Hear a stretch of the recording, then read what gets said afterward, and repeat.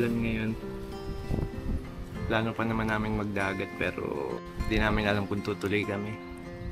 Sobrang lamig, lakas ng hangin tapos malakas ang ulan.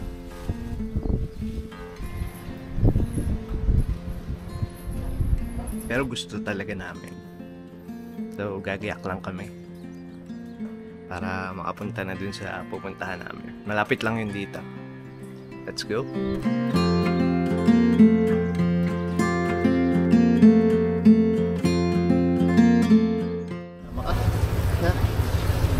Kasama ka? Maulan. Ikaw? Kasama ka? Naglilinis lang. Sobrang ulan pa din.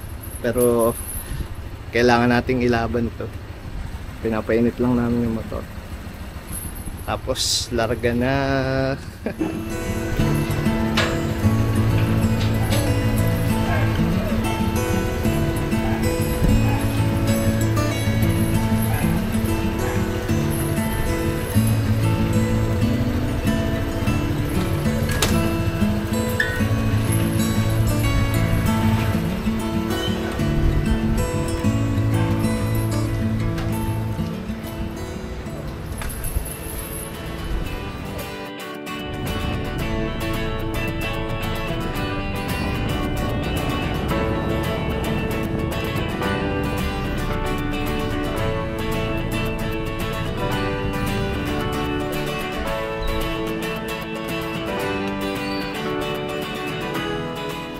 Kahit nga walang tigil ang ulan ay tinuloy namin ang plano na makapagdagat ngayong araw. Inabot kami ng malakas na ulan kaya nagdahan-dahan lang kami dahil madulas ang daan. Pero pagdating naman namin sa parting Ilayang Pulo ay medyo kumalma na ang panahon pero hindi pa rin nagpakita ang araw.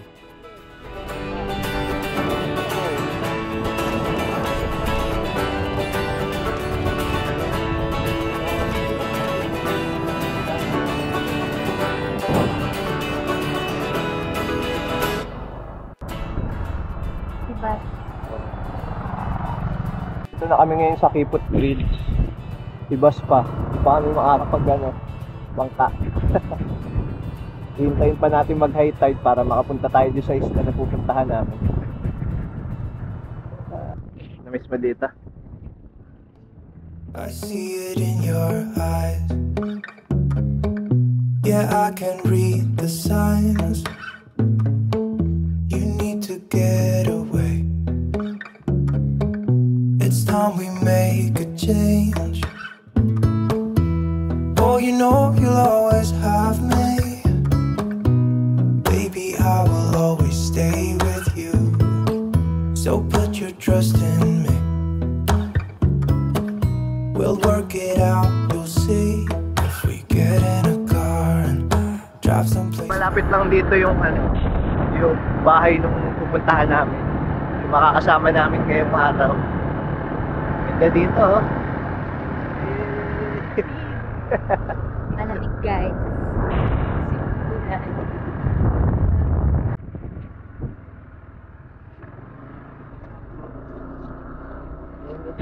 Ito na kami.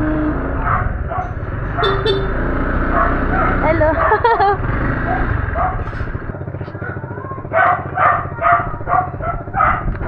Hello. Uy, yan sa'yo. Helmet mo.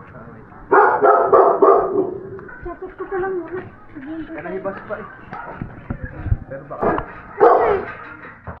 paulan na yung aming pakana. Ha? Wala, ito lang. naglalakad kami. Doon pala kami sasakay sa may Kipot Bridge sa dinaanan namin kanina. Kala namin doon sa paradaan ng bangka ni Kuya Ali. Nakapaglakad naman. Oo, hindi lagi nakamotor. Hindi lagi nakaupo eh. Tumigil naman na yung ulan, ambon-ambon na lang. Pero kanina nun, habang nasa biyahe kami, grabe, sobrang lakas talaga ng ulan.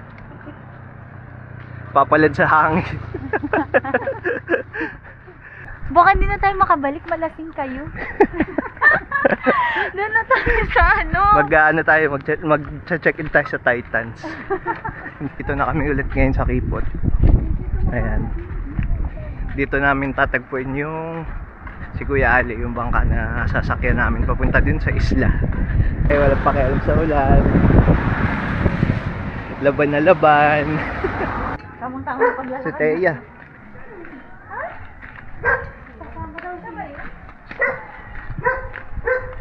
Oh, ang dami namin dala. Sige.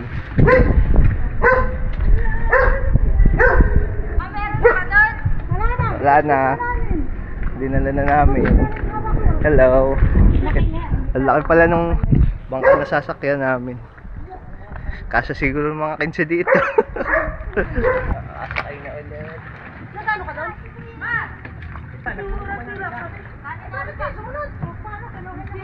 Doon muna. Baka hindi natin maabutan. Oo nga, baka hindi abutan. Oo, talang malaki na yung tubig ngayong tanghali. Kaya nga po. So, papunta muna kami sa sandbar. Ang lamig. Ang lamig. Tanda mo dati nang pumunta tayo dito yung suit ko pa yung helmet ko nung Gloves. yan na rin pakana natin ano. Kaulanan. Kaulanan. Nagpakana tayo mainit. Oo. Ayun lang, yung kagandahan. Asarap pa maglangoy. Tama. Kung kailan maulan sa kami magdadagat. Tapos nakadagat pa kami. So, ayun guys, ito na yung Kipot Bridge. Ganda. Ay, si Kuya Ali, oh. Ngayon lang ulit nagkita. So, ito na yun. Nakakamiss yung tunog ng bangka.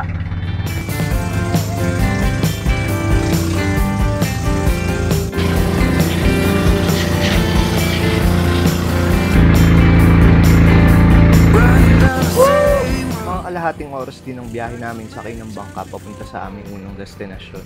Pero nakadepende pa din ito sa bilis ng bangka at lakas ng alon ng dagat. But I'm trying not to show.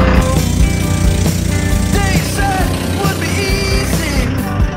Still I'm giving all I got. So, ayun, nandito kami sa sandbar. Medyo tumataas na. Woo!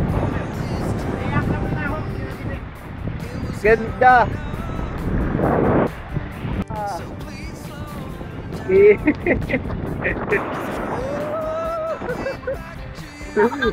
Taking the long road, running on empty. I'll be better this time around. I'm going where you go. If you let me, I'll promise you better days. Madami nga magandang sandbar dito sa bayan ng Pagbilao. At halos lahat ng ito ay nakakamangha ang ganda, lalo pag naabutan nyo, nakitang-kita ang puting buhangin nito. Pero kahit medyo pataas na ang tubig ng oras na nandito kami, ay sobrang saya pa din at sulit pa din ang karanasan namin dito. Ganda dito! Woo! Solid! Tatakbo ka dito! Takbo!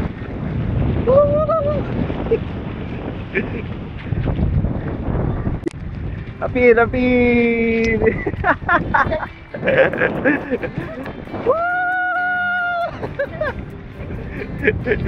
Solid!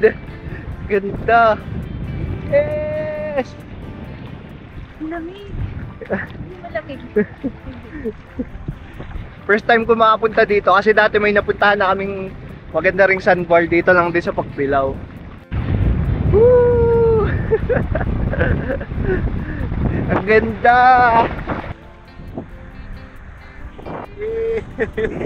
Solo, kami lang ang nandito ngayon. Tingnan nyo.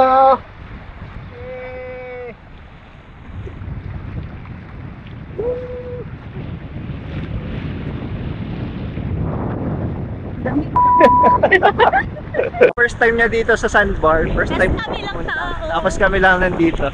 Pataas na siya pero okay lang kasi kita pa rin eh. Nakababa pa rin kami. Solid! Woo! Takbo! Let's go!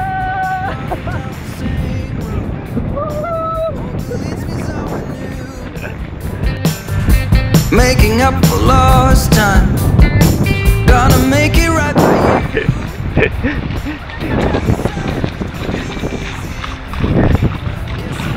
Thought it through. My head's been in the wrong place when it should have been with you.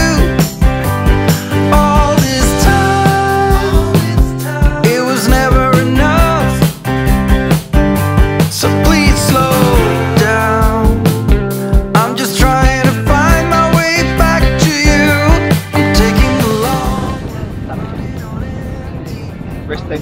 Sandbar. around.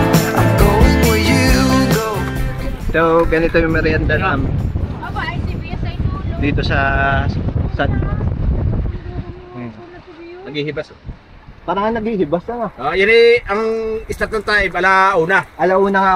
Akala ko ipahibas na ulit ng alauna. Hindi, pa high tide na hanggang alas 9 ng gabi. Mula alauna. Palabok with puto sa Sandbar. Running on empty. I'll be better this time around. Hindi laging perfect ang panahon, pero minsan, hindi naman talaga tungkol sa ganda ng araw ang isang trip. Minsan, ang nagbibigay ng saya ay yung mga hindi inaasang sandali, tulad ng ulan na bumuhos bigla habang nag-e-enjoy ka. Kaya kahit basang-basa kami, ang importante, nahanap namin yung moment na nagbibigay ng pahinga at kasiyahan. Ito yung mga trip na masarap balikan, hindi lang dahil sa tanawin, kundi dahil sa saya ng bawat sandali kasama ang mga taong mahalaga sa iyo. Abangan nyo ang susunod naming vlog dahil may ipapakita kaming isang napakagandang white beach na libre lang puntahan. Kaya kung naghahanap kayo ng next travel destination, siguradong magugustuhan nyo yun. See you!